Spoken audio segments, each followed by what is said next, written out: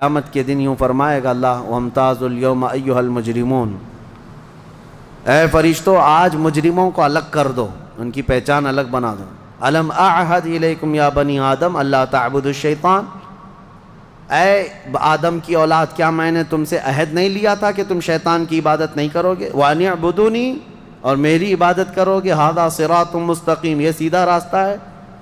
وَلَقَدْ أَضَلَّ مِنْكُمْ جِبِلًّا كَثِيرًا، اس نے تم کو گمراہ کر دیا غلط عادتیں ڈال کر کے۔ افلم تکونوا تعقلون، کیا تمہیں عقل نہیں ہے؟ یہ قیامت کے دن شیطان کے پجاریوں سے کہا جائے گا۔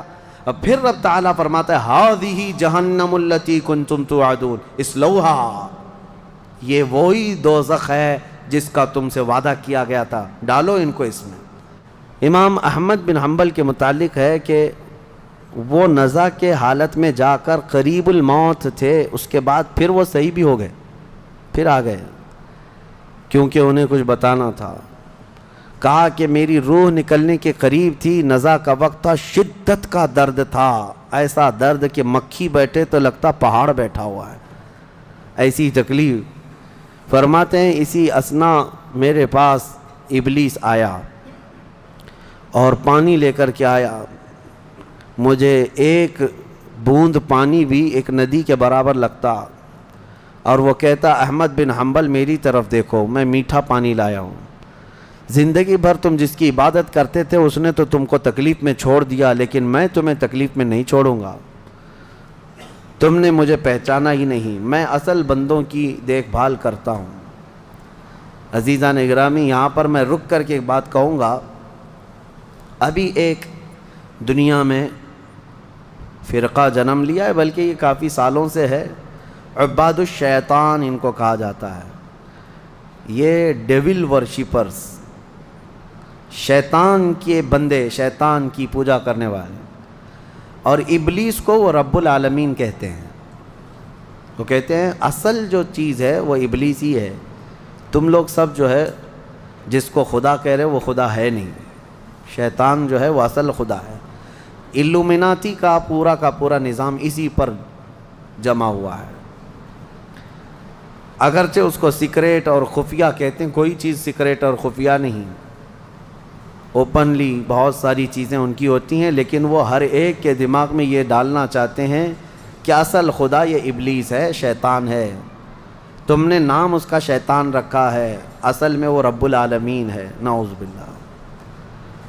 اگر ان لوگوں سے پوچھیں جو الومناتی کا عقیدہ رکھتے ہیں یا ان کی ہاں میں ہاں بھرتے ہیں، یا پھر ان کے آگے پیچھے بھاگتے ہیں دولت کو دیکھ کر کے، وہ کہتے ہیں ہم کو دنیا میں جو چاہیے وہ سب ہمیں ابلیس دے دیتا ہے، تو خدا تو یہی ہے، وہ ہمارے ساتھ ساتھ ہے، ہر گھڑی ہے، دیکھو تمہاری حدیثوں میں لکھا ہوا ہے کہ تمہارے خون کے ساتھ دوڑتا ہے شیطان، تو خدا تو وہی ہے جو اپنے ہر بندے کے ساتھ ہوتا ہے۔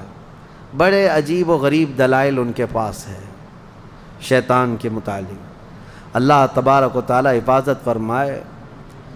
میں آتا ہوں، ہم نے سورہ یاسین میں بھی آج تلاوت کیا ہے کہ اللہ تعالیٰ نے قیامت کے دن یوں فرمائے گا اللہ وَامْتَازُوا الْيَوْمَ أَيُّهَا الْمُجْرِمُونَ، اے فرشتوں آج مجرموں کو الگ کر دو، ان کی پہچان الگ بنا دو۔ أَلَمْ أَعْهَدْ إِلَيْكُمْ يَا بَنِي آدَمَ أَلَّا تَعْبُدُوا الشَّيْطَانَ، اے آدم کی اولاد کیا میں نے تم سے عہد نہیں لیا تھا کہ تم شیطان کی عبادت نہیں کرو گے؟ وَأَنِ اعْبُدُونِي، اور میری عبادت کرو گے۔ هَذَا صِرَاطٌ مُسْتَقِيمٌ، یہ سیدھا راستہ ہے۔ وَلَقَدْ أَضَلَّ مِنْكُمْ جِبِلًّا كَثِيرًا، اس نے تم کو گمراہ کر دیا غلط عادتیں ڈال کر کے۔ أَفَلَمْ تَكُونُوا تَعْقِلُونَ، کیا تمہیں عقل نہیں ہے؟ یہ قیامت کے دن شیطان کے پجاریوں سے کہا جائے گا۔ اب پھر رب تعالیٰ فرماتا ہے ہذہ جہنم التی کنتم توعدون اصلوہا، یہ وہی دوزخ ہے جس کا تم سے وعدہ کیا گیا تھا، ڈالو ان کو اس میں۔ پھر اللہ تعالیٰ فرماتا ہے الیوم نختم علی افواہہم، آج ہم تمہارے منہ پر مہر لگا دیں گے، مہر لگا دی جائے گی۔ تکلمنا ایدیہم وتشہد ارجلہم بما کانوا یکسبون، تمہارے ہاتھ ہم سے بات کریں گے، تمہارے پیر گواہی دیں گے تم کیا کیا کرتے تھے۔ قیامت کا منظر ہے سورہ یاسین میں۔ میں جو بات عرض کر رہا تھا وہ ادھوری نہ رہ جائے، امام احمد بن حنبل کی موت کا وقت تھا، وہ کہتے ہیں شیطان آ گیا، ابلیس کہنے لگا میری طرف دیکھو، میں تمہارا اصل رب ہوں، میں تمہیں تکلیف میں نہیں چھوڑ سکتا، فلاں فلاں فلاں۔ کہتے ہیں میں عجیب کشمکش میں تھا کہ اس کے ہاتھ سے پانی لے لوں، مجھے مصیبت میں اس حالت میں یہ مدد کے لیے آئے، کیا کروں کیا کروں۔ گمراہی نزع کے وقت بڑے بڑے لوگوں کا ایمان چلا جاتا ہے۔ امام احمد بن حنبل کہتے ہیں بچنا تو چاہ رہا تھا لیکن میری طاقت نہیں تھی کہ اس کو بھگاؤں کسی طرح۔ اچانک ایک خوبصورت نوجوان آیا سفید لباس میں، آتے ہی اس نے گھونسے مارنا شروع کیا ابلیس کو، اور ابلیس اتنی تیز بھاگا کہ پیٹ پھیر کر بھاگتا چلا گیا۔ امام احمد بن حنبل کہتے ہیں میں اس نوجوان سے پوچھا کہ تو مجھے ابلیس سے بچا دیا اس وقت نزع کے وقت میں، تو کون ہے؟ اس نوجوان نے کہا میں سورہ یاسین ہوں جس کی تم روزانہ تلاوت کرتے ہو، تم روزانہ جو مجھ کو تلاوت کرتے ہو میں وہ سورہ یاسین ہوں۔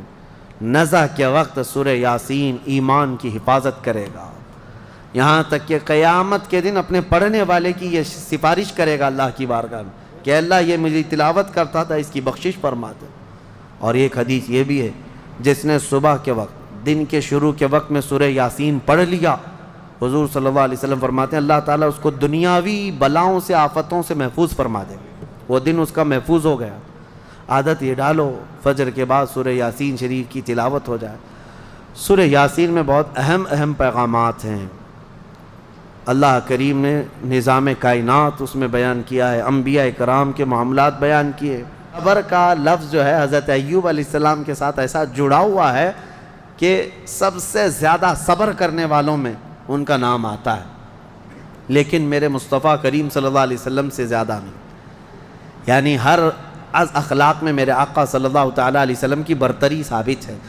حضرت ایوب علیہ السلام کی آزمائش ہوئی تھی، ان کی بیویاں بھی بہت تھیں، بچے بھی بہت تھے، مال بھی بہت تھا، وہ ہمیشہ عبادت میں رہتے تھے۔ اللہ تعالیٰ نے ایک بار آندھیوں کے ذریعے سے ان کے باغیچے ختم فرما دیے، ان کے جانور ختم ہو گئے، ان کی بیویاں ایک کے بعد دیگر مر گئیں، انتقال کیں، اور ان کی اولاد بھی دھیرے دھیرے سب انتقال کر گئے۔ اور اس کے بعد وہ خود بیمار ہوئے، اتنے بیمار کہ ان کے جسم کے گوشت کے حصے کٹ کٹ کے گرتے تھے، بستر پر سو جائیں تو چمڑی بستر پر لگ جاتی تھی۔ اور اس کے بعد ایک بیوی ان کی بی بی رحمت، حضرت جمیلہ بھی ان کو کہا کہ بی بی رحمت، ان کے علاوہ کوئی ساتھ میں نہ تھا۔ وہ وقت بھی آیا جب ان کی زبان بھی کٹ گئی تھی جس سے وہ ذکر کرتے تھے، زبان کٹ گئی حضرت ایوب علیہ السلام کی۔ تب انہوں نے ایک عرض کیا تھا اللہ کی بارگاہ میں ربی انی مسنی الضر وانت ارحم الراحمین، یہ ایوب علیہ السلام کی دعا ہے، اے اللہ مجھے تکلیف پہنچی ہے لیکن تو ارحم الراحمین ہے۔ اللہ فرماتا ہے اس کے بعد ہوا کیا سنو، ایک اور چیز ہوئی تھی، حضرت بی بی رحمت بازار گئی تھیں، علاج ڈھونڈتے ہی رہتی تھی روزانہ، وہ بڑی وفادار خاتون تھی، وفا شعار اپنے شوہر کی۔ بازار میں ایک حکیم صاحب دوا بیچ رہے تھے، میرے پاس ہر بیماری کی دوا ہے، یہ چلی گئیں، کہا کہ میرے شوہر ایسے ایسے بیمار ہیں، ان کی تکلیف فلاں فلاں ہے۔ وہ حکیم صاحب نے کہا میں تو چٹکی میں حل کر دوں گا، آسانی سے تمہارے شوہر صحیح ہو جائیں گے۔ کہا کیا کرنا ہوگا؟ کہا صحیح ہو جانے کے بعد مجھے ایک سجدہ کرنا ہوگا، اور کچھ بھی نہیں۔ وہ ابلیس لعین تھا۔ خواتین، عورتیں یہ بڑی بھاؤک ہوتی ہیں، جذباتی ہوتی ہیں، ان کو اپنی فیملی سے لگاؤ ایسا ہوتا ہے، اسی لیے آج باباؤں کے چکر بھی سب سے زیادہ عورتیں ہی لگاتی ہیں۔ صحیح میں کہہ رہا ہوں کہ عورتیں جانا بند کر دیں تو باباؤں کی دکانیں بند ہو جائیں، نہیں چلیں گی دکانیں، کیونکہ اور ایڈورٹائز بھی میں دیکھتا ہوں بابا لوگ دوسرے کسی عمل کا ایڈورٹائز کرتے ہی نہیں، پیپر میں بھی ایڈورٹائز آتا ہے تو سب سے زیادہ یہی ہے کہ مرد کو مٹھی میں کیسے رکھنا ہے۔ یہ اٹریکٹیو عمل ہے کیونکہ ہر عورت آئے گی اور ہر عورت کو یہ چاہیے کہ شوہر میرا مٹھی میں رہے۔ اور پھر دوسرا عمل یہ بھی ہے کہ کیسے شوہر اپنی بیوی سے دور ہو جائے، یہ شوہر کی اماں ساس کا عمل ہے، اس کو بھی یہی چاہیے۔ اور بابا انہی دو عورتوں کے بیچ میں کھیلتا رہتا ہے، ایک کو محبت کی تعویذ دیتا ہے، ایک کو نفرت کی دیتا ہے، اور ہر 8 دن پر وہ چکر کاٹتی رہتی ہیں۔ عورتوں کے جذبات کمزور بھی ہیں، کمزور ہیں. ان کا بچہ بیمار ہو جائے تو یہ نہیں دیکھتی کہ کس کے پاس جانا ہے، جس نے بھی تھوڑا مشورہ دے دیا یہاں جاؤ چلی جائیں گی. ایسا نہ ہو، ایمان والی خواتین بنو، ورنہ تم میں اور بھینس میں کوئی فرق نہیں. بھینس ہر جگہ منہ ڈال دیتی ہے، اس کو یہ نہیں پتہ ہوتا ہے کہ کس چیز کو وہ کھا رہی ہے. بچہ تمہارا ہے یقیناً. بعض عورتیں وہ بھی ہیں جو اپنے بچوں کی صحت کے لیے کبھی کسی درخت کو جا کر کے ناڑا باندھ کر کے آ گئیں، کہیں تالا لگا کر کے آ گئیں، کہیں کسی پتھر پر تیل ڈال کر کے آ گئیں. سب کیا کیا ہوا ہے، یہ ہو بھی رہا ہے. کیوں؟ ان کو کوئی مشورہ دیتا ہے چلی جاتی ہیں. ایمان مضبوط رکھو، اللہ ہی شفا دینے والا ہے. اور جائز طریقے سے، حلال طریقے سے اگر کوئی چیز ملتی ہے تو بالکل علاج کرو، بالکل علاج کرو. ہم یہ نہیں کہتے، لیکن یہ نہیں کہ کسی نے مشورہ دے دیا تو اپنے بیٹے کو گائے کا پیشاب بھی پلا دیا، پیٹ درد صحیح ہو جاتا ہے. تو آج وہ کنیا بابا کا پیشاب تو بکتا ہی رہتا ہے، تو بہت سارے لوگ اس میں بھی پریشان ہیں. پہلے تو ڈائریکٹ گائے کا لیتے تھے، اب پاکٹ میں آ رہا ہے تو لوگوں کو ایسا لگنے لگا کہ شاید اب کچھ اس میں اپ گریڈ ہو گیا ہے پیشاب، اور یہ صحیح میں دوا کا کام کرتا ہوگا. کیونکہ آج یہاں دیکھ رہے پوری دنیا ہنس رہی ہے، آپ ہی نہیں، پوری دنیا ہنس رہی ہے. پورا عرب، امریکہ، اور جس کی یہ اقتدا کرتے ہیں پیچھے بھاگتے ہیں. یورپ بھی ان پر ہنستا ہے کہ یہ گوبر اور پیشاب کے پیچھے کیسی ہے قوم. ہاں کبھی اس کو کوہ نور بتا دیں، کوئی کینسر کا علاج بتا دیں، کورونا کا علاج بتا دیں. عقل سے کچھ نہیں ہے. لیکن میں اپنی عورتوں سے کہنا چاہتا ہوں، تمہیں کوئی بھی اس طرح کا مشورہ دے تو بھاگ مت جانا. ابلیس یہاں پر الگ الگ لباس میں ہے، الگ الگ لباس میں ہے. ہزاروں رہزن ہیں لباس خضر میں. یہاں حضرت بی بی جمیلہ، بی بی رحمت آئیں اپنے شوہر کے پاس، کہیں مبارک ہو تمہارا علاج مل گیا. ایک بڑے حکیم صاحب ہیں، وہ علاج کر دیں گے. حضرت ایوب علیہ السلام نے کہا ہمارے پاس اجرت دینے کے لیے تو کچھ ہے نہیں، کیا دیں گے؟ کہا کچھ نہیں دینا ہے، آپ صحیح ہو جائیں گے تو ان کو ایک سجدہ کرنا ہے. وہ حضرت ایوب علیہ السلام جلال میں آئے، بیماری کا عالم میں. کہا قسم خدا کی اگر میں صحیح ہو گیا تو تجھے 100 کوڑے ماروں گا، اس لیے کہ تو ابلیس کے پاس گئی تھی، حکیم کے پاس نہیں. انہوں نے قسم کھا لیا، اللہ کی قسم میں 100 کوڑے ماروں گا تجھے. اپنی بیوی کو انہوں نے توبہ کر لیا. اپنی بیوی، ان کی بیوی نے کہا مجھ سے غلطی ہو گئی، میں بھول گئی، آپ کی محبت میں دوڑی. یقیناً وہ ابلیس تھا. پھر اللہ فرماتا ہے ہم نے ایوب کی دعا سن لی اور کہا ارکض برجلک ھذا، اپنا پیر زمین پر مارو اے ایوب. انہوں نے پیر زمین پر مارا تو وہاں سے ایک نالا، ایک چشمہ جاری ہو گیا پانی کا. اللہ نے فرمایا اس میں نہا لو، اس پانی سے. حکم ہوا تو جیسے ہی انہوں نے اس پانی میں غسل کیا ان کی ساری بیماری ختم ہو گئی. اور پھر ان کو حکم ہوا دوسرا پیر زمین پر مارو. صحت یابی کے ساتھ جب انہوں نے دوسرا پیر زمین پر مارا، اللہ نے ان کے جتنی اولاد، ان کی اہل و عیال جو بھی ختم ہوا تھا سب کو دوبارہ زندہ فرمایا، سب کو واپس لوٹایا. تم امتحان میں کامیاب ہو. آج کے پارے میں ہم نے امتحانات ہی پڑھا ہے، اس کے بعد پوری نعمتیں. بلکہ اللہ فرماتا ہے جتنا ان کے پاس تھا مثلہم، اتنا ہی ہم نے اور ان کو بڑھا کر کے دیا. سب اپنی جگہ پر. لیکن ایوب علیہ السلام اپنی قسم کے لیے بیٹھے تھے تیار کہ 100 کوڑے تو مارنا ہے ابھی.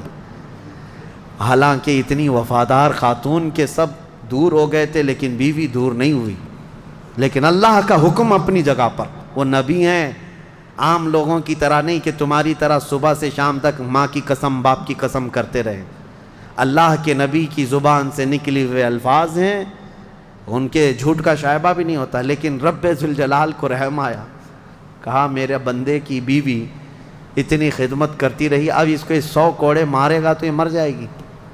اللہ نے فرمایا جبرائیل کو جائے، جبرائیل جاؤ ایک جھاڑو لے جاؤ، جنت سے ایک جھاڑو لے جاؤ جس میں 100 کاڑیاں ہیں، 100 کاڑیاں، اور دے دو ایوب کو اور کہو اس سے ایک بار اپنی بیوی کو مارے، اس کی قسم پوری ہو جائے.